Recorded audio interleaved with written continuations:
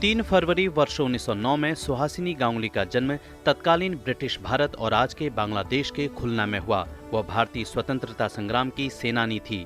आज़ादी की लड़ाई में उन्होंने चटगांव शस्त्रागार कांड के क्रांतिकारियों की मदद करने में महत्वपूर्ण भूमिका निभाई। स्वतंत्रता संग्राम की लड़ाई में उन्हें 8 साल के लिए हिजली के जेल में बंदी बनाया गया। वर्ष 1942 के आंदोलन में उन्होंने फिर से स्वतंत्रता संग्राम में भाग लिया और फिर से जेल गईं।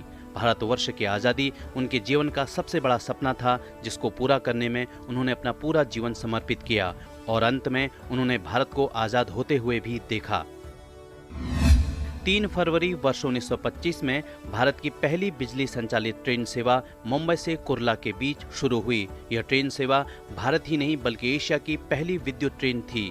तत्कालीन गवर्नर लेडी विल्सन ने हरी झंडी दिखाकर कुर्ला के लिए पहली विद्युत ट्रेन को रवाना किया। इस ट्रेन को प्लेटफॉर्म नंबर 2 से रवाना किया गया। भारत की इस पहली विद्युत ट्रेन को विक्टोरिया टर्मिनस से हरी झंडी दिखाई गई, जिसे आज छत्रपति शिवाजी टर्मिनस के नाम से जाना जाता है। यह ट्रेन हार्बर लाइन पर बॉम्बे विटी स्टेशन से कुर्ला तक चलाई गई।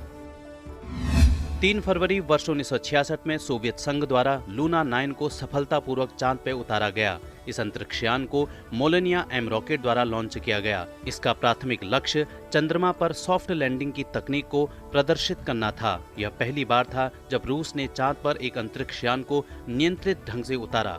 इस सफल प्रक्षेपण के साथ ही लूना 9 एक खगोलीय पिंड पर सॉफ्ट लैंडिंग प्राप्त करने वाला पहला अंतरिक्ष यान बन गया। लूना के सफल अभियान से यह बात पता चली कि चांद पर जाने वाले अंतरिक्ष यात्री वहां किसी दलदल में नहीं धंस सकते और इसी के साथ ही चांद पर पहला मानव भेजने की होड़ और तेज हो गई थी।